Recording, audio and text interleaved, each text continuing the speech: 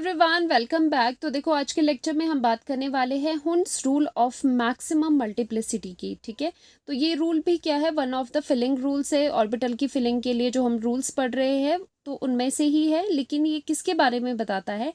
Actually जो हुंस rule में बात होती है उन ऑर्बिटल्स की बात होती है जिनकी सेम एनर्जी है, जो कि डी जनरेट है।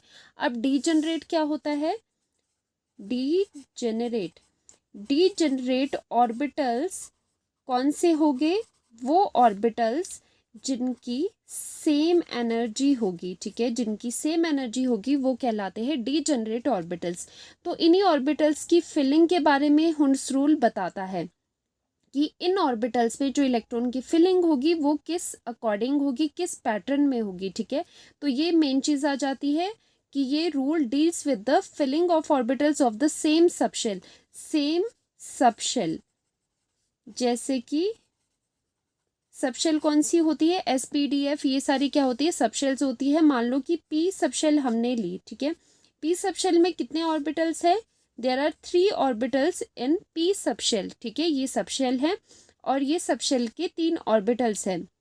तो ये रूल डील करता है with the filling of orbitals of the same subshell. तो देखो, एक ही सबशेल के ये तीनों ऑर्बिटल्स है जो कि डीजनरेट है। इनकी एनर्जी क्या है? सेम है तीनों की, क्योंकि ये देख लो सेम लाइन में है यहाँ पर। ठीक है, सेम लेवल पे है तीनों, तो इनकी एनर्जी बिल्कुल सेम है।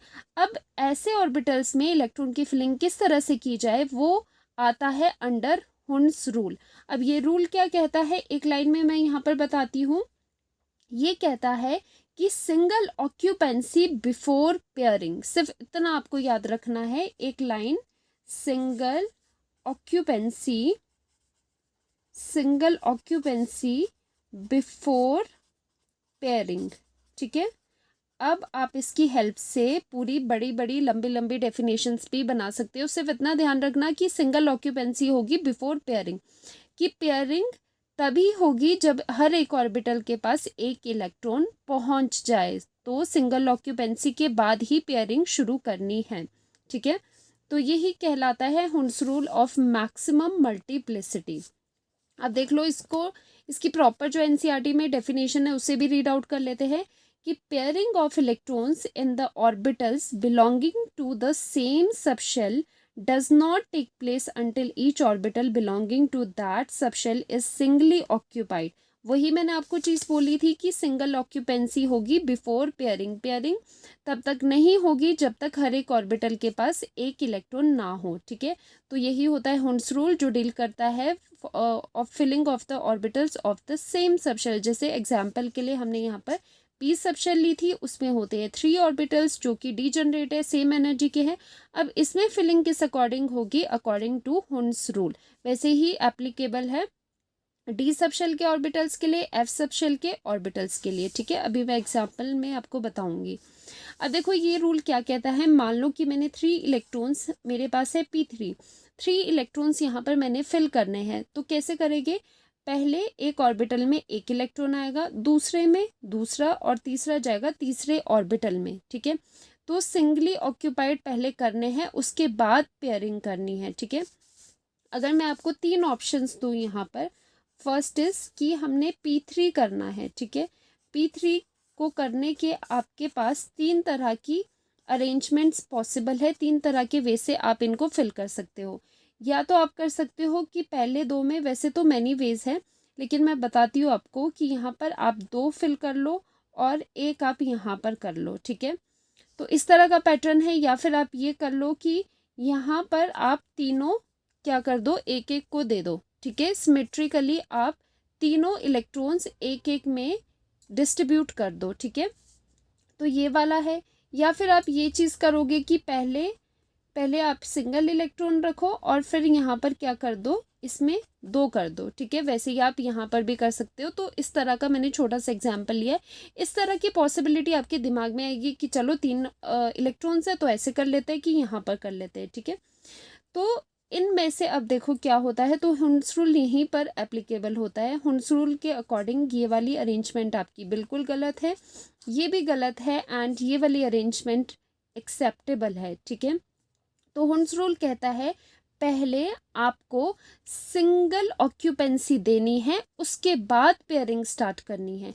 मान लो कि ये P4 होता, ठीक है, जैसे कि मैं P4 में फिलिंग करती हूँ, तो P4 कैसे फिल करोगे, 1 2 3, पहले तीनों ऑर्बिटल्स में एक एक इलेक्ट्रॉन दोगे, ठीक है, पहले सबको इक्वल चीज़ें दोगे, ठीक है, डिस्ट्रीब्यूशन करना है। तो पहले हम पॉसिबिलिटी क्या होगी हमारी कि चलो हम तीनों को इक्वली दे देते हैं, ठीक है, तो इक्वली हमने इलेक्ट्रॉन दे दिए तीनों को। अब एक इलेक्ट्रॉन बचा, वो कहाँ जाएगा, वो पेयरिंग में जाएगा। तो इसीलिए कहते हैं single occupancy before pairing. Pairing से पहले सबको एक एक इलेक्ट्रॉन डिस्ट्रीब्यूट करो, ठीक है। तो इस तरह से है कि कोई भी भूखा नहीं रहना चाहिए, पहले सबको थोड़ा थोड़ा सा इक्वली खाना दे दो और एक्स्ट्रा बचता है फिर उसका पेयरिंग कर लो, ये इस तरह से, ठीक है। अब स्पिन की बात आती है कि चलो हमें ये बात समझ आ गई कि अगर इलेक्ट्रॉन का डिस्ट्रीब्यूशन करना है मान लो P3 में, तो इस तरह से हो रहा है, ठीक है। तो आप कहोगे कि ये स्पिन हमने अपवर्ड्स क्यों रखा, हम ये डाउनवर्ड्स भी तो कर सकते थे। तो यस, ये दोनों बिल्कुल सही है, बट फॉर कन्वीनियंस हम क्या करते हैं, हम पॉजिटिव स्पिन को ही लेते हैं क्योंकि ये लिखना करना ईजी होता है। तो आप बिल्कुल सही में ये भी कर सकते हो, ये भी बिल्कुल सही रहेगा, ठीक है। तो ये चीज़ आपको समझ आ गई कि हुंस रूल क्या होता है कि सिंगल ऑक्यूपेंसी बिफोर पेयरिंग, पहले सभी को एक एक इलेक्ट्रॉन्स फिल करो सभी ऑर्बिटल्स में, उसके बाद अगर इलेक्ट्रॉन आपके पास बच रहा है तो उसकी जाके पेयरिंग करो। ऐसा नहीं करेगी कि पहले ही बाकी लोग भूखे रहेंगे और पहले ही आप एक्स्ट्रा दूसरों को देते जाओ, ठीक है। पहले क्या करना है, सबका पेट भरना है, पहले सभी की पेयरिंग ऑक्यूपेंसी सिंगल ऑक्यूपेंसी रखनी है, सबको एक एक इलेक्ट्रॉन देना है और जो इलेक्ट्रॉन बचते हैं वो पेयरिंग में डाल देने हैं, ठीक है। इसको और इलेबोरेट करके मैं अभी समझाती हूँ। अच्छा, एक और पॉइंट आता है कि हमने ये क्यों करा, इस तरह से हुंस रूल क्यों कहता है कि सिंगल ऑक्यूपेंसी करो। तो देखो वो ये चीज़ इसलिए होती है क्योंकि अगर आप सिंगल ऑक्यूपेंसी सबकी करते हो तो जो नंबर ऑफ अनपेयर्ड इलेक्ट्रॉन आते हैं, अब ये पेयर्ड इलेक्ट्रॉन और अनपेयर्ड इलेक्ट्रॉन क्या होते हैं, देखो ये होता है पेयर्ड इलेक्ट्रॉन। अगर सिर्फ एक इलेक्ट्रॉन प्रेजेंट है, this is called unpaired electron. जैसे यहाँ पर इस अरेंजमेंट में देयर आर 3 अनपेयर्ड इलेक्ट्रॉन्स, ठीक है।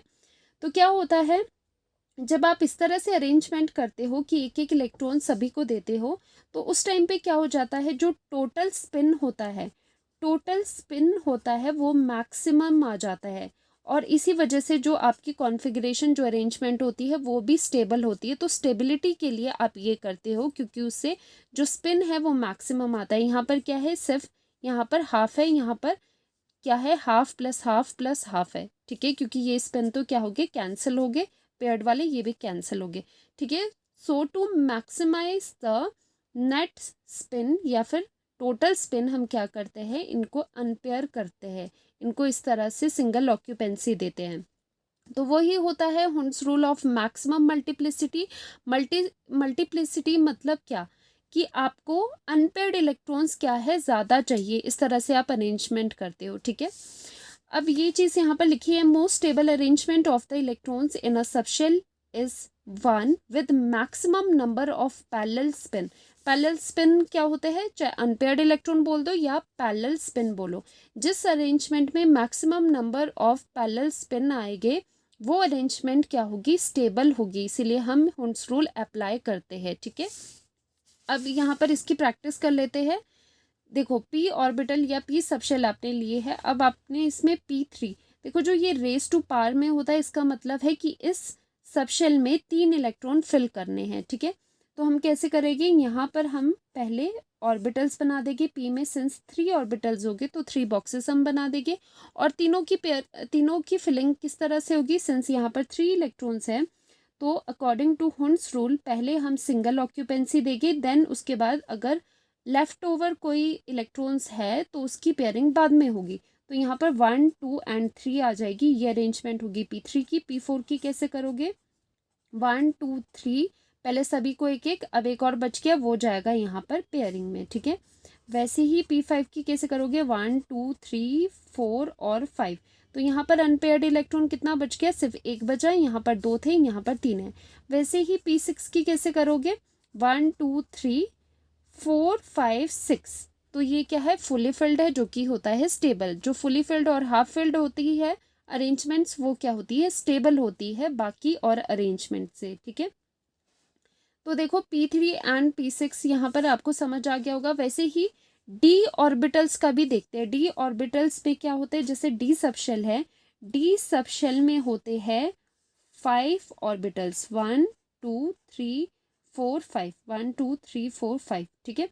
अब मैं आपको कहती हूँ कि हमने इसमें अरेंज करना है, D4 कर लेते हैं, ठीक है। D4 कैसे आप बनाओगे, यहाँ पर आपको 4 इलेक्ट्रॉन्स यहाँ पर फिट करने हैं, तो हुंस रूल अप्लाई करोगे, सिंपल है, 1 2 3 4, ठीक है।